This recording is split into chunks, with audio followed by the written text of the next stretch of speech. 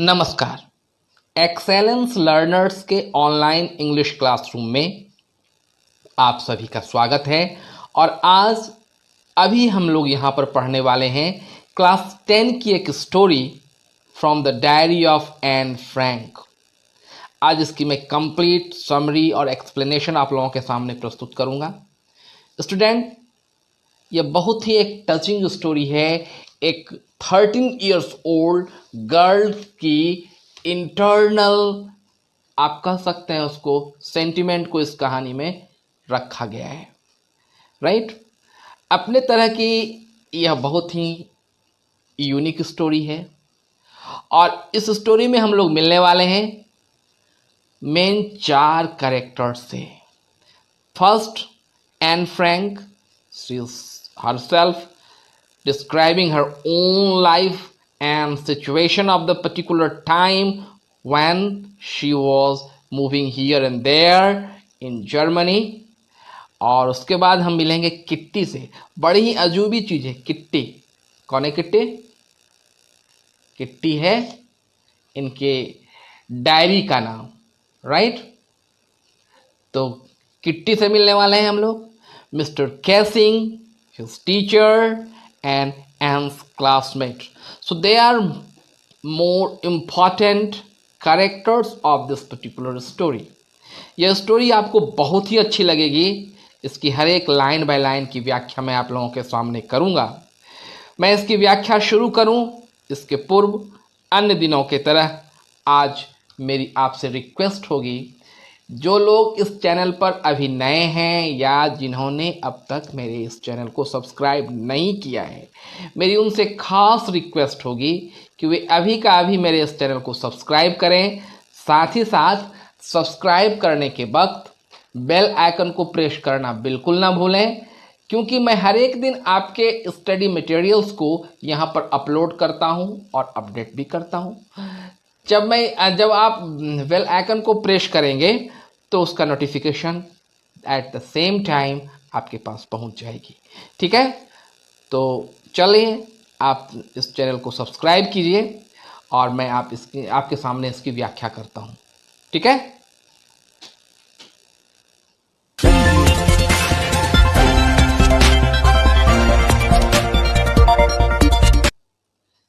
Now let's start the story. और मैं यह स्टोरी आप लोगों के सामने पढ़ूं तो आप लोग भी अपने सामने अपनी बुक, पेन और पेपर लेकर रेडी रहेंगे, ताकि जब कभी मैं यहाँ से कोई आपको स्पेशल वर्ड्स या लाइन बताऊं, you can note them down. Okay? Thanks. Start now. Writing in diary is really a strange experience for someone like me। लिखते ही पहले लाइन में कहती है कि लिखना एक प्रकार का एक्सपीरियंस है और वह अजब तरह का एक्सपीरियंस है, खास करके मेरे तरह के लोगों के लिए। क्यों भाई? Not because I have never written anything before. वह कहती है ऐसी कोई बात नहीं है कि मैंने पहले कभी नहीं लिखा हो। मतलब ये पहले ही लाइन से बता दे रही है कि लिखना उससे एक हैबिट है। But because it seem to me anything but because seem to me that letter और neither I nor anyone else will be interested in the musing of 13-year-old school girl। क्योंकि इसे लग रहा है कि कोई इंटरेस्ट नहीं दिखाएगा उस कल्पनाओं को। म्यूजिंग मतलब क्या होता है? Fancy imagination. उस इमेजिनेशन को जो एक 13 ईयर्स ओल्ड कर सकती है। Oh well, I doesn't matter। लेकिन वह कहती है इसका कोई परवाह नहीं है मुझे। I feel like writing। मुझे राइटिंग पसंद है। And I have an even greater need to get all kinds of thing of my chest. और उससे भी ज़्यादा ज़रूरत का चीज़ क्या है कि मैं चाहती हूँ कि मेरे चेस्ट के अंदर जितनी भी बातें हैं, जो भी सेंटिमेंट्स हैं, मैं उसे बाहर निकाल दूँ। Paper has more patience than people. You can underline this lines student. Paper has more patience than people. लोगों के पास पेशेंस कम होता है और पेपर के पास पेशेंस ज़्यादा होता है। यह बात को बड़े ही सुंदर ढंग में लिखा है नरेटर ने। और क्या वह कह रही है? Paper has more patience. कभी कभी इसका एलाबोरेशन भी आपके एग्जाम में आता है। इसका मीनिंग क्या है कि पेपर पर जो कुछ भी हम लिखते हैं यह वन वे कन्वर्सेशन होता है। और उसके पास पेशेंस है, वो किसी को सुनाएगी नहीं तब तक जब तक कि कोई किसी को मैं अपने इस डायरी को पढ़ने के लिए अलाउ ना करूं। अदरवाइज अपने लाइफ में बहुत सारे ऐसे क्लोज फ्रेंड भी होते हैं to whom with I share our secret with to whom if I share with our inner views that can be broadcasted. So यह क्या बता रही है? Paper has more patience than people. I thought of this saying on one of those days when I was feeling a little depressed and was sitting at home with my chin in my hands। कहता है मैं इस saying पर, यह जो saying मतलब कहावत, यह जो कहावत है कि पेपर में ज़्यादा पेशेंस होता है आदमी से, इस पर मैं उन दिनों विचार किया करती थी जब मैं अकेली घर में डिप्रेस स्टेटस में रहती थी, मेरे हाथ मेरे चीन के पास रहते थे। हाँ, बोर्ड एंड लिस्टलेस। लिस्टलेस मतलब लैक ऑफ एनर्जी, एकदम बोर और लगता था कि कोई एनर्जी ही नहीं है। Wondering whether to stay in or go out, और इसमें हम लोग घूमते थे कि रुकना है या जाना है। Finally stayed where I was brooding, और अंत में हम वहाँ पर रुके, है ना। उसके बाद yes paper does have more patience, फिर वह वापस उसी लाइन पर आ रही है और बता रही है कि पेपर के पास पेशेंस ज़्यादा होता है। And since I am not planning to let anyone else read this diary unless I should ever find a real friend it probably would not make a bit of difference. कहता है कोई अंतर नहीं पड़ेगा क्योंकि मैं यह डायरी किसी को पढ़ने नहीं दूंगी, कि ये किसी को बताऊंगी नहीं जब तक कि कोई अच्छी फ्रेंड मेरे पास नहीं आ जाए। I am back to the point that promoted me to keep the diary in the first place. I don't have a friend। बता रही है डायरी की मैं इतनी प्रायोरिटी क्यों दे रही हूँ, इसका कारण यह है कि मेरे कोई फ्रेंड नहीं है। द मेन रीजन, मैं डायरी को इसलिए फर्स्ट प्लेस पर ला रही हूँ। Let me put it more clearly since no one will believe that a 13-year-old girl is completely alone in the world।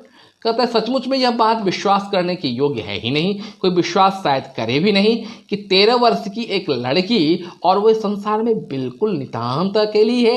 I am not and I am not, और सचमुच मैं ऐसी हूँ भी नहीं। I have loving parents, 16-year-old sister and there are about 30 people I can call friend. कहती है क्या कि मेरे घर में क्या है, एक अच्छा खासा फैमिली है, एक 16 वर्ष की बड़ी मेरी बहन है। I have a family, loving aunts, good home, सब कुछ मेरे लिए अच्छा है। No one on the surface I seem to have everything except my one true friend. इतने होने के बावजूद भी फिर क्या बता रही है, कोई सच्चा मित्र नहीं है मेरा। All I think about when I am with friend is having a good time. I cannot bring myself to talk about anything but ordinary everythings. We don't seem to be able to get any closer, and that's the problem. Maybe it is my fault that we don't confide in each other. In any case, that's just how things are, and unfortunately, they are not liable to change this. That's why I have started the diary. इस paragraph में पूरी की पूरी उसने योजना बताई है और यह अपनी बात को हमारे सामने प्रस्तुत कर रही है कि वो डायरी क्यों लिखना चाहती है। कहती है इसके बावजूद भी ऐसी भी बात नहीं कि मेरे फ्रेंड नहीं है, लेकिन कोई ट्रू फ्रेंड नहीं है, और इसमें भी अपना ही रीज़न बता रही है कि मैं लोगों के साथ घुलती मिलती नहीं हूँ, मुझे साधारणतया लोगों पर ज़्यादा विश्वास नहीं होता है, इसलिए मेरे पास फ्रेंड की संख्या कम है, और तब मैंने सोचा कि मैं अब डायरी लिखूँ। To enhance the image of this long awaited friend in my imagination, I don't want to go jot down the fact in this diary to the way most people would do, but I want to diary be my friend and I am going to call this friend Kitty। बड़ी सुंदर सी बात यह बता रही है कि I have enhanced the image। मैंने enhance मतलब बढ़ाना, मैंने क्या किया है, इमेज को इनहेंस किया है, बढ़ाया है, of the long awaited friend, क्योंकि यह मेरी कौन है, बहुत दिनों की चिर प्रतीक्षित दोस्त है मेरी। तो मैं केवल इसे डायरी नहीं कहना चाहता, मैं इसे अपना एक फ्रेंड बनाना चाहती हूँ एक्चुअली। और इसने क्या नाम रखा इसका नाम उसने रख दिया किट्टी। ठीक है स्टूडेंट्स, आगे देखते हैं।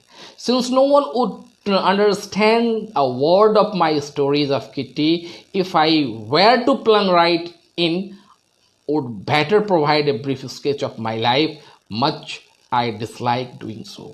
बड़ा सुंदर लाइन्स लिख रही है, कहती है कि अगर मैं डायरेक्टली आपको कहानी अपनी किट्टी के किंग की कहानी शुरू कर दूं तो आप लोग उसके बारे में नहीं समझ पाएंगे, और हालांकि मुझे कहने की तो इच्छा नहीं है, लेकिन उसके बिना किट्टी को समझ पाना मुश्किल है, इसलिए मैं अपने फैमिली बैकग्राउंड के बारे में बता रही हूँ. My father the most adorable father I have ever seen. अपने पिताजी से काफ़ी प्रभावित है ये, और बता रही है कि इसके फादर जो हैं मोस्ट एडोरेबल, मतलब एडोर मतलब होता है पूजा करने वाला, सबसे अधिक पूजनीय फादर हैं इसके, है ना.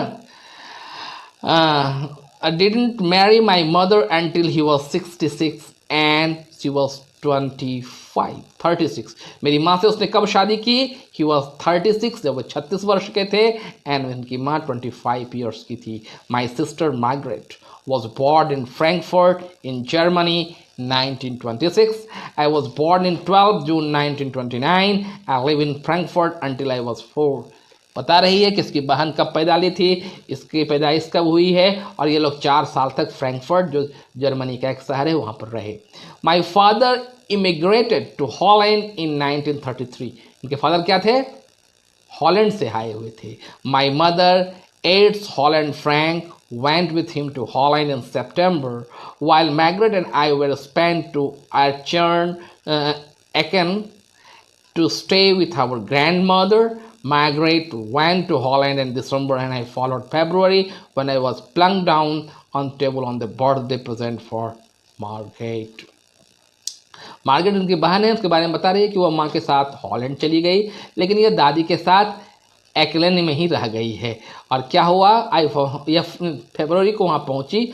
आई वॉज प्लंक्ड डाउन मतलब डाइव इन, है ना. I was plunked down on the table as a birthday present for my Margaret. मैं अपनी बहन के, यहाँ देखिए प्लंक डाउन का दिया गया है, put down in casual way, वह वहाँ पर प्रकट हुई मार्गरेट के बर्थडे के समय में. I started right away the Montessori Nursery School. I stayed there until I was 6, at which time I started the first form in the 6th from my teacher was Mrs. Cooperes, the headmistress. At the end of the year, we were both in tears as we said a heartbreaking farewell. I started right away. Montessori क्या होता है? Nursery की पढ़ाई होती है, वहाँ उन्होंने रहकर 6 वर्ष तक की, और जब इसका फेयरवेल हो रहा था तो आंखों में दोनों के आंसू थे. इनके टीचर के भी. टीचर का नाम क्या बता रही है यहाँ पर? ये मिसेस कुप्रेस, right. In the summer 1941, Grandma fell ill and had to have an operation. So my birthday passed without little celebration. So that year, she says, इनकी दादी माँ का ऑपरेशन हुआ, तो इसका बर्थडे जो था बिना किसी सेलिब्रेशन का मना लिया गया. Grandma died in January 1942. No one knows how often I think of her and still love her. This birthday celebration in 1942 was intended to make up for the other, and Grandma's candle was light along with the rest. The 4 of us are still doing well, and that brings me to the present date of 20th January and solemn dedication of my dairy. Grandma dad बता रही है मेरी दादी की मौत हो गई 1942 में. नो वन नोज, किसी को पता नहीं कि मैं उन्हें कितना याद करती हूँ, मैं उसे कितना चाहती थी. This birthday celebration 1942 was intended to make up for others and grandma's candle was lit along with the rest. तो दादी माँ की भी कैंडल जला दी गई थी दूसरे कैंडल के सहारे से. मालूम वह जो मेरा बर्थडे था ना, वो हम लोगों के एक प्रकार का रिफ्रेशमेंट था उस सदमे से बाहर निकलने का. The 4 of us all still doing well, and that brings me to the present date of 20 January 1942 and solemn dedication to my diary. और इस तरह से 20 जून 1942 का भी दिन आया जब वो अपने डायरी लिखने के लिए रेडी हो गई. So she is telling about how her diary Kitty came into her life. Right, student? ये स्टोरी थोड़ी सी बड़ी है, एक ही वीडियो में कवर कर पाना थोड़ा मुश्किल है। तो आज हम लोगों ने केवल देखा कि डायरी का इंट्रेंस उसके लाइफ में कैसे हुआ, फिर डायरी में क्या कुछ ये लिखती है, इसके साथ क्या कुछ और घटनाएं होती हैं, वह अगले वीडियो में मैं अपलोड करूंगा, जो बहुत ही जल्द आपके लिए अपलोड कर दूंगा। चिंता की कोई बात नहीं है, I promise, because every day I update and upload new videos that is related to your study materials। so मैं बहुत ही जल्दी इसका फाइनल एंड सेकेंड पार्ट भी अपलोड करूँगा। आज के लिए बस इतना ही। जाते जाते आपको याद करा दूँ, आपको यह चैनल सब्सक्राइब भी करना है, लाइक भी करना है, शेयर भी करना है। तो लाइक, शेयर और सब्सक्रिप्शन आपकी तरफ से मुझे मिलते रहे, यह विश्वास के साथ आज की बात मैं यहीं पर ख़त्म कर रहा हूँ। मिलता हूँ ठीक अगले दिन इस वीडियो के अगले पार्ट के साथ। ठीक है, चलिए, धन्यवाद।